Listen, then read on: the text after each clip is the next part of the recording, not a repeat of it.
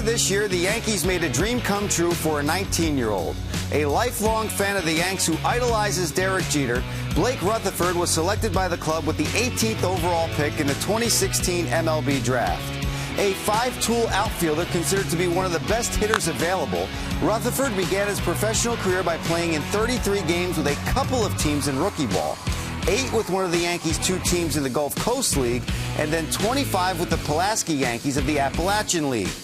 Rutherford looked great with Pulaski, batting .382 before a minor hamstring injury ended his season a little earlier than expected.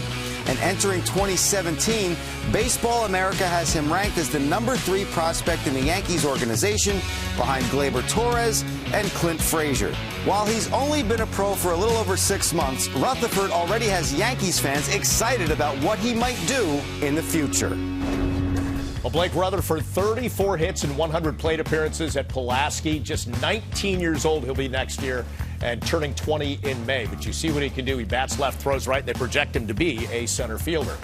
Of course, he was our 2016 first-round draft pick. You take a look back at some of the other ones, and I'll tell you what, the one guy that really jumps out at me is a guy they drafted in 2015. That was James Caprillion, and Caprillion looks like he could get to the majors in 2017. I agree with you, Bob. A very polished pitcher. Now a guy who lost a lot of 2016, almost all of it because of an elbow injury, but much like Greg Bird, who we talked to earlier, he played in the Arizona Fall League. He was hitting 97 or 98 on the gun. He's got that 4-pitch mix, and the Yankees feel like he's a guy who they can fast-track. When we interviewed some Yankee officials at the winter meetings, Tim Naring, one of their vice presidents, said if Caprillion hadn't gotten injured last year, he could have seen him having an impact at the major league level. That doesn't mean necessarily that he would have come up and grabbed a roster spot, but maybe in September you need a guy who would, I'm in a rotation spot. You get a guy coming out of the bullpen who throws hard. Maybe Caprillion could have been that guy last year. Maybe he becomes that guy this year. And you also, when you talk about their past draft picks of the past few years, top draft picks, you also have to think they got some from other organizations mid-season last year.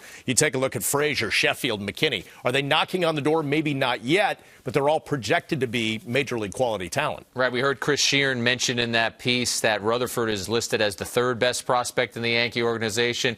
Well, most places have Gleyber Torres first, and then Clint Frazier, who you mentioned, as the 2nd best prospect in their organization. And he's a guy who will go back to AAA this year. He had about 100 at-bats at AAA last year. Hasn't conquered the level yet, but you decide your advancement as a player. If he goes to Scranton and impresses the Yankees, who knows what 2017 holds for him. All right, that's going to do it for this edition of Yankees Hot Stove. We thank you for being with us. We're going to see you again Thursday at 7 o'clock.